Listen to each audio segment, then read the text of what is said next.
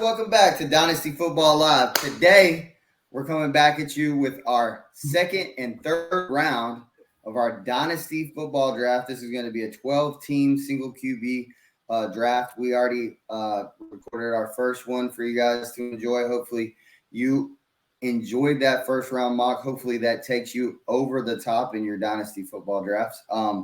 We are trying to give you all the information we can here to get you ready for, obviously your Dynasty Football drafts. So with that being said, my name is Byron. This is my co-host, Manny. And today we're going to be getting into our second and third round Dynasty Football mock draft. So enjoy. We got a lot of good information for you today. Hopefully this is where you're going to make your money in your Dynasty Football draft. I feel like the second and the third is really what separates people apart from people who know how to draft and people who don't know how to draft. So we're trying to get you guys ready, and hopefully you follow us on this journey. Here we go. All right, let's get started. And just a quick recap, this is what our first round is going to look like. If you haven't seen our video, please go back and watch that. But here's an idea of what our first round looked like, and then we'll get started with our second and third round. Hey, guys, just a real quick recap of our first round here. We're just going over some picks here that we had, the top 12 of our prospects coming out pre-draft. This is where we're sitting right now. These slots may change. We just wanted to give you a little insight and recap our first round before we get started here on our second and third. Hopefully these guys will hit and be what we're looking for in the first round. All right. And, Byron finished out the first round with Michael Mayer. So I'll go ahead and get the first pick in the second round.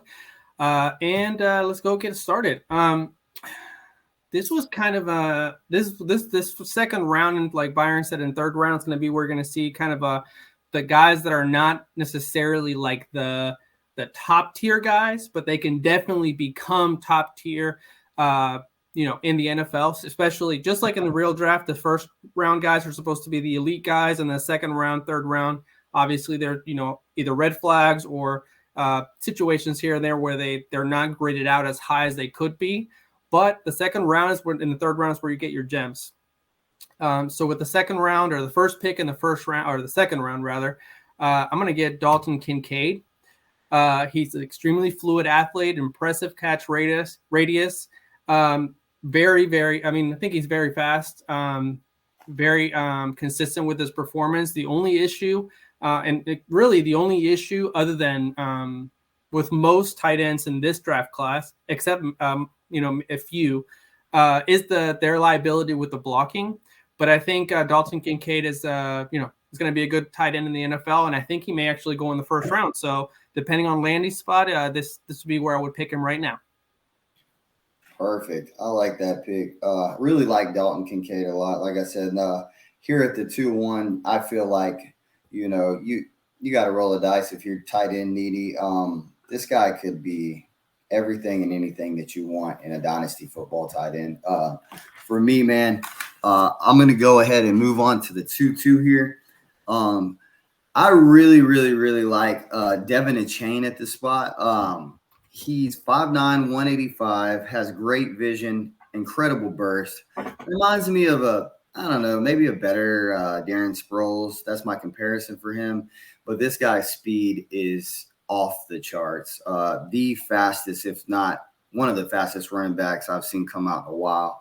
I really, really like his vision, though. That's what separates him from the rest of the running backs at this point in the draft for me. So I'm going to go with Texas A&M, Devin Achane at the 2-2 here. Okay, I have the 2.3, and with this pick, I'm going to take Zach Evans. I don't think he ran as fast. At least I was expecting him to run in the 4.3s. He did run a 4.4, so that's still fast. But he has an NFL body.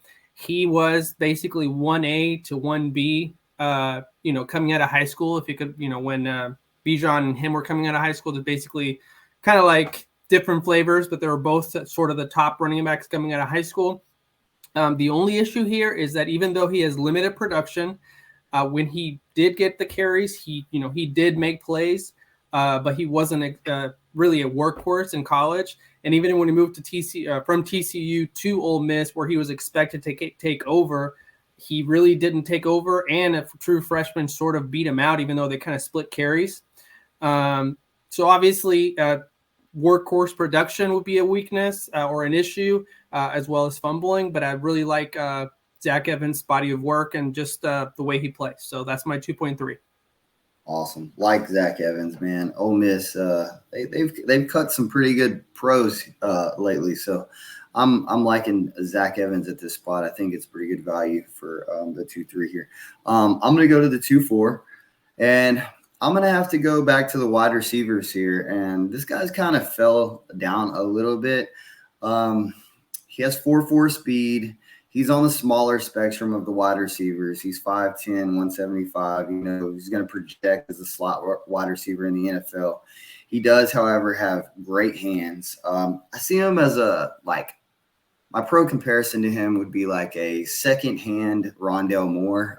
We kind of saw Rondale Moore slide a little bit. This guy is really not exactly that far down, but Josh Downs is going to be, I think, a really good slot wide receiver. And I think him sliding is going to just increase his motivation in the NFL even more for all the people who kind of slept on him. For me, Josh Downs at 2.4 is great value. I feel like he could go anywhere from 2.4 all the way up to the actual 112. So he could sneak at the actual real draft. If he lands inside the top 2 rounds, I could see him easily being taken at the 112 and sneak into the end of your dynasty first round draft. So for me, Josh Downs here at 2.4 is great value, and I'll take him all day long. All right, guys, at the 2.5, I'm going to go ahead and take Kendra Miller. Definitely has above average size for the NFL running back. He is not as fast as some of the other prospects, or definitely not as fast as a chain. But he's extremely I guess I would say he's quicker than fast for sure. He makes that changes the direction very, very easily. One of the things that could be an issue, which actually was an issue with Derrick Henry, and obviously I'm not comparing these two, but as far as the issue that I'm referring to is they run kind of upright, which we have seen with other running backs that could create issues. Darren McFadden also had this issue, and I don't know if it's if the issue with that is more of the speed issue, or that it could create injury concerns, potentially if they have that style of running. But I think, including the size that he has, he doesn't run the size that he is as well. So he's I think he's like 5'10", 210, or 5'11", 210, and he just doesn't run with the power that you would expect from someone that size. But I really like Kendra Miller, and he obviously broke out last year after Zach Evans transferred to Ole Miss. So that's my pick at 2.5. Awesome. National championship too. He carried that team to a national championship with Quentin Johnston and Max Duggan. That's great value there at 2.5. I like Kendra Miller a lot. For me at 2.6, I'm gonna have to go to the quarterback well here, and it's gonna be Will Levis for me. We're talking about a very, very, very intriguing quarterback here. He had a great pro day. I don't know if you saw the pro day, but I did. Rocket arm. This dude has a cannon on him, and I think it goes with the rest of this class. All these quarterbacks have a tremendous arms on them. They all have, great abilities, but Will Levis, he's got a cannon on him too.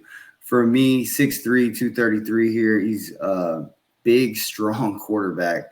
And that gives me hope, because a lot of the smaller guys, like maybe Bryce Young, with the talent being there, I have questions about maybe the durability. With this guy, he looks like freaking Arnold Schwarzenegger in pads. He's got some arms on him.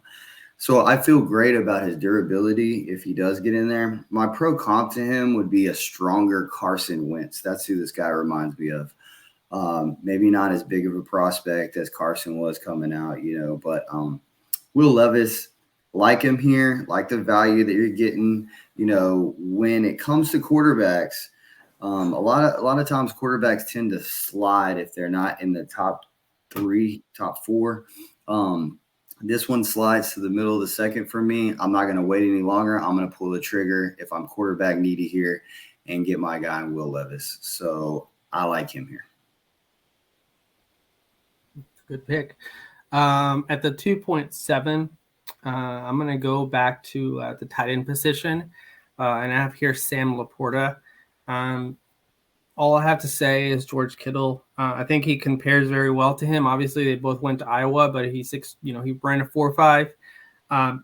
Last year, I don't know if you watched a lot of Iowa football, but a lot of Iowa probably had one of the worst offenses in the not just in the Big Ten, but in the whole college football. And he was still a top performer, not just last year, but this year, very consistent. I believe in 2022, he had 58 catches, almost 700 yards, and a touchdown. So the production was there, even though there was inconsistency in the offense for the whole team of Iowa. The only issue here, and I mentioned this with the other tight end I picked, which was Kincaid, is, the issue here is blocking. Kittle had the same issue, but, he got that worked out, and now he's a great blocker. So that's my pick at the 2.7. Awesome. Like Sam Laporta. Also, Iowa kind of breeds tight ends. TJ Hawkinson came from there as well at the 2.8, which I'm calling this your moneymaker running back of the second and third round. This is my moneymaker pick at any position right now in the second round, especially here at the 2.8. I'm taking Sean Tucker, the running back out of Syracuse, 5'10", 210, perfect size running back. He's a north and south runner, 4.3 speed reported at the combine for this guy. That's tremendous. Dude is shredded. He's very, very hard to tackle. I can see this guy easily going in the second and third round in the actual real draft. Hopefully, he comes in and gets a shot right away. Tremendous value here in the middle of the second round to take this guy at the 2.8. So I like Sean Tucker. At the 2.9, I'm also going to go with a running back, and the guy for me here at 2.9 is going to be Tank Bigsby. Ideal size for a running back, extremely hard runner, very good inside. Obviously, he doesn't have the long speed. He's not as fast as some of the other guys. So I think he's probably not going to be essentially, a 3-down back, but I think he's going to be a touchdown vulture potentially. Great inside runner, goal line runner. Not that great in the passing game, obviously. So that's kind of why he's at the 2.9 right here.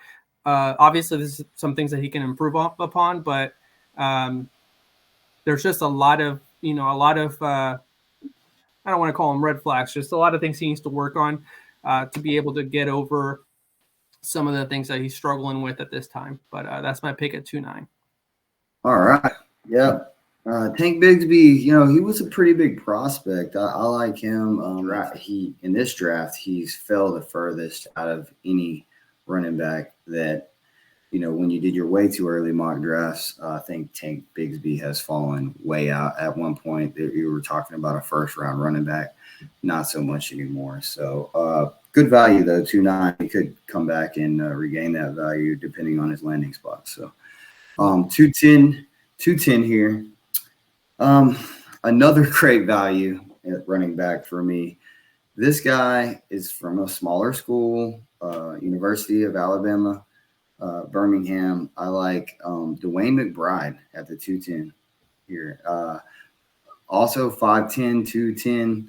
You're looking at perfect size for running back. He's could go in the third round of the real NFL draft. Great footwork for this guy. He can navigate in tight spaces. Let's go. I'm gonna just give you an insight of his college production as senior year. 1,702 rushing yards, 19 rushing TDs, and 2 receiving TDs. We're talking about 21 total TDs just in his senior year. That is pretty good, and not pretty good. I'm definitely running up, snatching him at the 210 here and loving every bit of it. This year's Elijah Mitchell for me. I really like him. You're talking about a yards per carry monster. This guy averaged 7.35 yards per carry. That is tremendous for a running back. So Dwayne McBride at the 210, and I'm just skipping up there with this pick. I love this. All right, at the 211, I'm going to go with Rashee Rice. He has a good blend of size, length, and speed. Exceptional tracking the ball. If it's a deep ball, tracking the ball in the air. He's a hands catcher. He runs with the quarterback. If the quarterback's scrambling. Really, the only issue is this. I would say, is the fact that he played at SMU. Not a lot of high end or top end competition, but I mean, this guy can do it all. It's just a matter of whether he can. Once he gets to the NFL, if he can take the game to the next level and adjust to the speed of the NFL, with the lack of competition at SMU. But I really like this guy, and depending on draft capital, he could actually be a little bit higher than this. All right. Yeah, I agree there. I like Rashee Rice.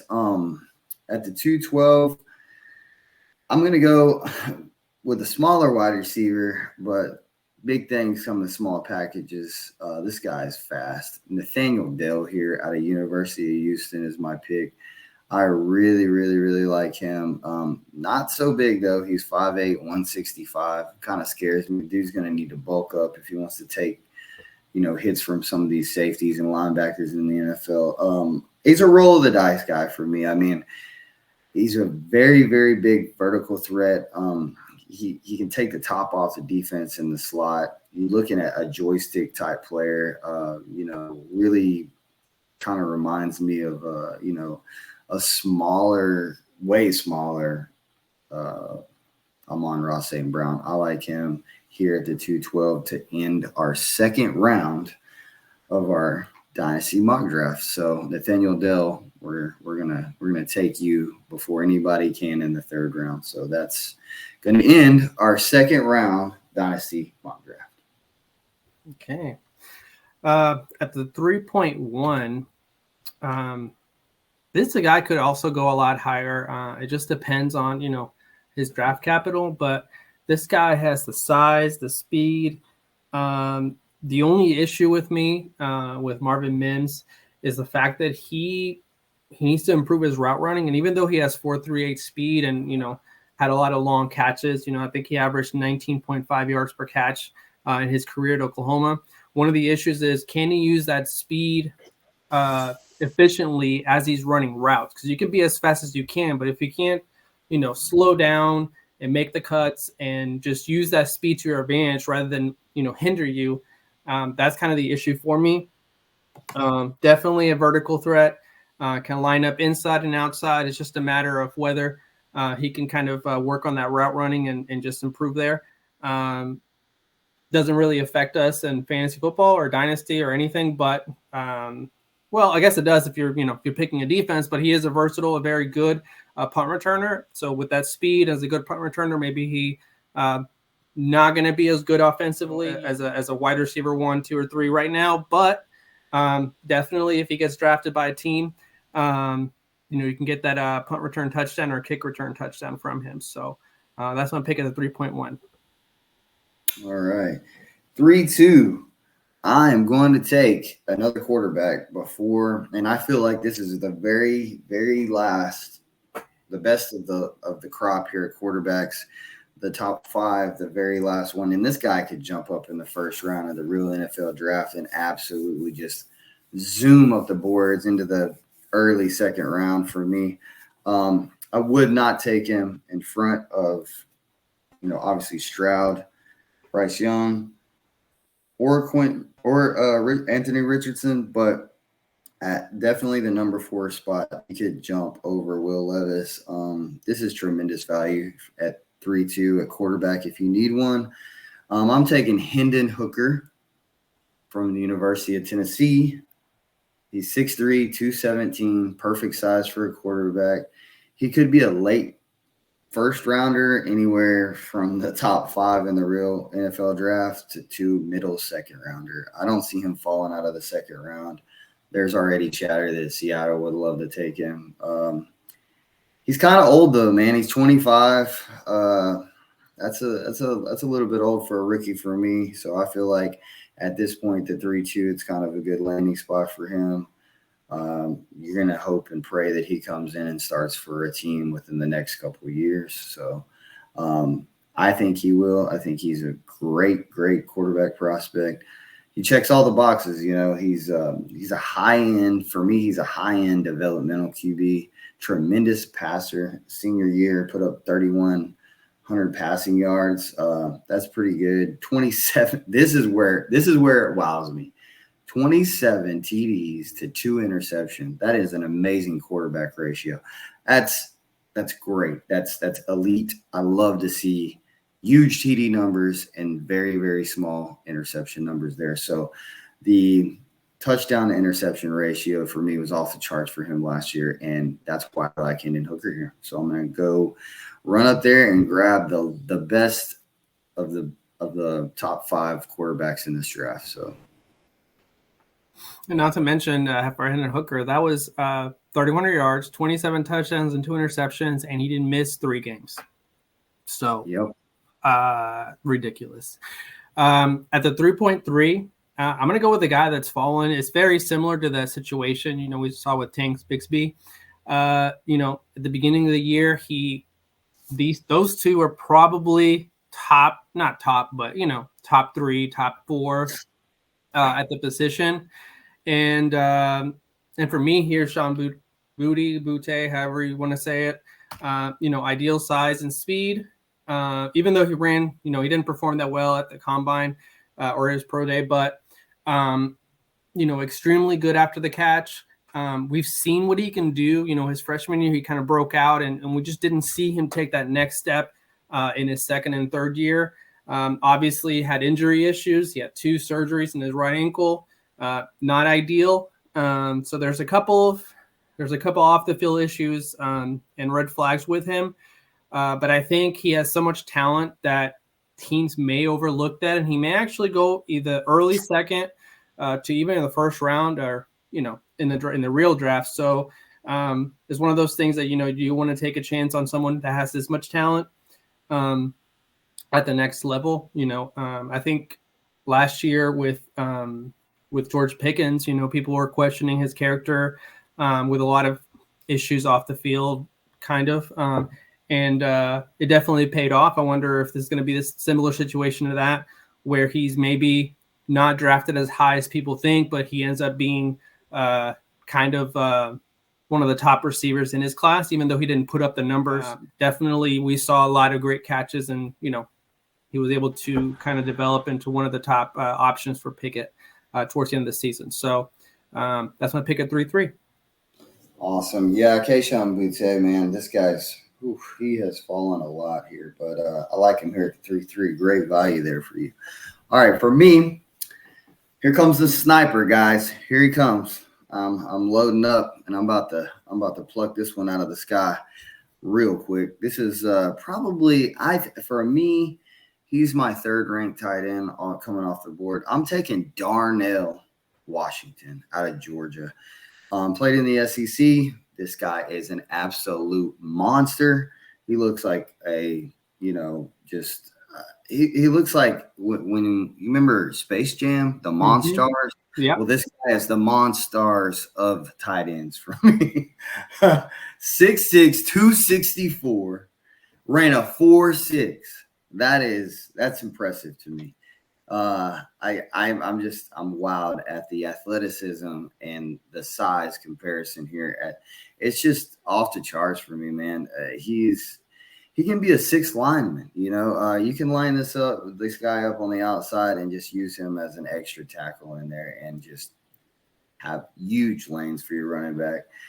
And just for for me, getting him on on the field, if getting him on the field as an extra lineman, that means this guy as a rookie could come in. Sometimes in Dynasty, well, more times than not, rookie tight ends don't produce. So I see him getting on the field more often than not, just because he presents the extra lineman there to block, and obviously he's an exceptional receiver for his size. So got to think of it. I think this guy, when I see him play, I think of a thicker Darren Waller. That's who he reminds me of. Maybe kind of a Mercedes Lewis. I'm more on the lines of like some people say when you look at a player that is that big that you've never seen that big with that much athleticism, it almost stands out like a Darren Waller. So this is the kind of tight end that you look at, you're like, wow, okay, he's huge. The guy is a monster at tight end. So for me, Darnell Washington, 3-4, bang bang. That's a great pick and a great value. I think for the 3-4. For me in particular, he could definitely go higher. The issue with me, and I think to your point, the fact that he's a great blocker, he's going to see the field a lot sooner than maybe some of the other guys. And maybe that's the reason why a lot of the first-year tight ends kind of struggle, along with, there's kind of a learning curve at the tight end position to begin with. But if you can't really block or not an efficient blocker, you're not going to see the field. Similar to running backs with pass protection. And then for this guy at 3.5 that I have, is kind of a similar situation, except the issue isn't similar situation in the sense that, you didn't see a lot of the production from Darren Waller or Darnell Washington rather, just because of, all the other tight ends that Georgia has. So he was used more as a blocker and definitely as a pass catcher, but not as often. So production wasn't really there, but it's just because of how they used him. It wasn't because of his ability. He's obviously a freak athlete. He's really, really fast and big. And for my guy at the 3.5, the issue is injury. He's extremely smooth as an athlete. Luke Musgrove out of Oregon State, extremely smooth athlete, great hands, very good vertical pass catcher. He was on track to have an amazing season before he got hurt this year. But the thing that we don't see from him is his production because he was always injured. So obviously we saw glimpses of what he could be. If he was healthy, he might be one of the top tight ends in this draft class. And even though, he has been injured, he still looked at, as a top tight end in this class. So the fact that we get him here at 3.5, if he can find a way to stay healthy, this would be an amazing steal. So for me, Luke Musgrove is the pick here at 3.5. Awesome. Yeah, big tight end there. I mean, I like Luke Musgrove. For me, 3.6 is a little bit of a toss-up. There's some guys that I actually wanted to put ahead of this guy, but I just can't shake the pedigree thing, man. Like I'm a pedigree guy. So like when schools spit out a lot of talent at a position, I tend to target those guys more in my Dynasty football drafts. And for this guy, let's just face it, man. Georgia pisses running backs, man. They just pour out of that school. And for me, Kenny McIntosh here, I'm going to take him at the 3.6. I'm not going to let him fall any further. He's a very smooth runner. Powerful runner too. For me, the pro comp to this guy, and this may wow some people or not be as accurate as some people think as a pro comparison, but it reminds me a lot of Brian Robinson Jr. from last year. If you watch this guy run, pretty powerful. He's a hard-nosed runner. And for me, man, you can't really go wrong at the 3.6 rolling the dice on a SEC back this late in the draft. I like him. I like him a lot more than most. And for me, I'm going to be happy taking him here at the 3.6. So give me Kenny McIntosh here. That is a great pick. And I think he's also a really, really good pass catcher, which is, one of the things that I think kind of elevate his game. So that's a great pick and a great value. And like you said, you can't go wrong with the SEC running back. 3.7. It's a guy that obviously didn't play in the SEC like we were talking about with Kenny McIntosh. But his production was off the charts, which is what we want to see with a smaller school guy.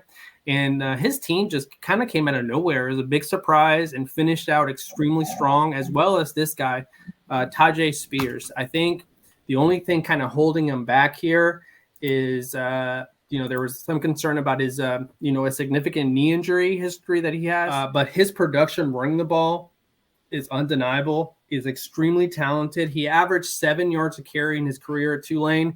Obviously, USC, in the bowl game, ridiculous performance. Obviously, USC didn't have the best defense that last year, but it's definitely going to open some eyes. It's just a matter of whether that injury is going to be a long-term concern and whether he can improve his, his hand catching. So really like this guy. I think, if we get some draft capital, he could move up in dynasty rankings. But that's what I have at 3.7. Awesome. Yeah, 3.7. Great value there with him. He's one of the draft's biggest risers and running backs as well. I'm going to take at 3.8 here. I'm going to take a guy who I really like, and I know you really like. I think he could come up a little bit higher than this as well in the actual draft. So for me, I'm taking Cedric Tillman here, Tennessee wide receiver. He's 6'3", 213, 4.5 speed.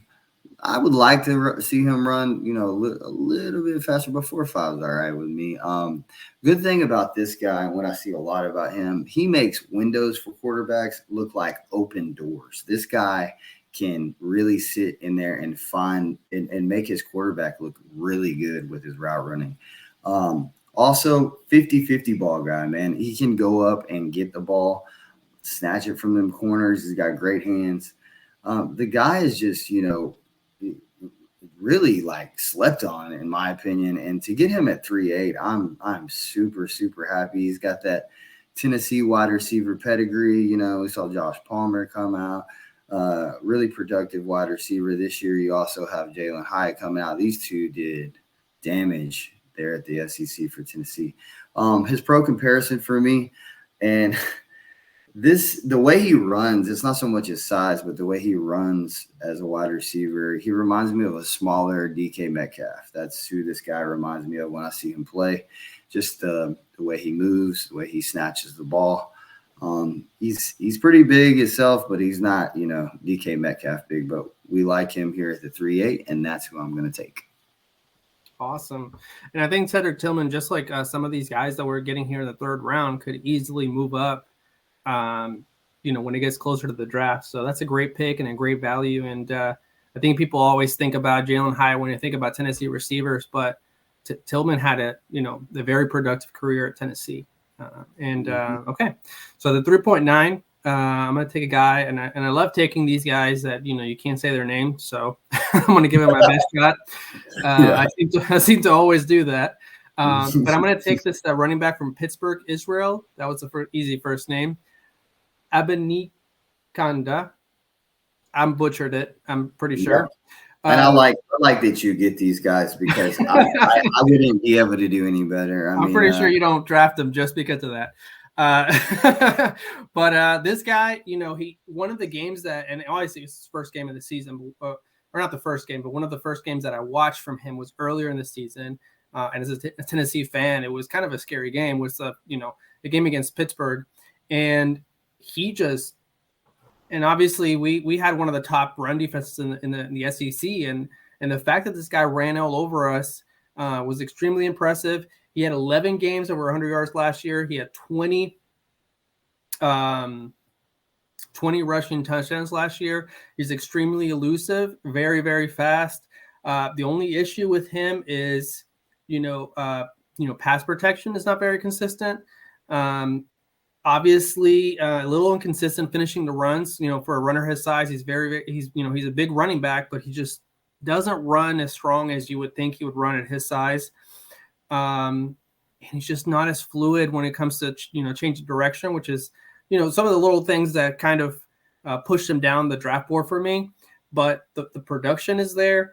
And he just looked very dynamic, at least on film. Maybe, he didn't perform as well in the combine or whatever, but I think he definitely, when you watch the film, it's very, very productive. So I really like this guy. And I think for me, he could potentially jump in potentially late in the second round, maybe third round of the draft, even though that's not what most people are saying. But for me, I was just really impressed with this film. So that's my pick at the 3.9, and I forgot to add him. So there he is. I like him. Pittsburgh.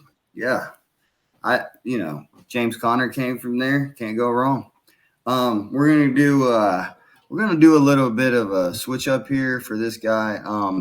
I really like him, and like you said, to go off what you said about Israel, about how he's not good at change of direction. This guy, however, is one of the most elite running backs I've seen in this class with a change of direction. I'm going to take at the 310 here. I'm taking Chase Brown out of Illinois.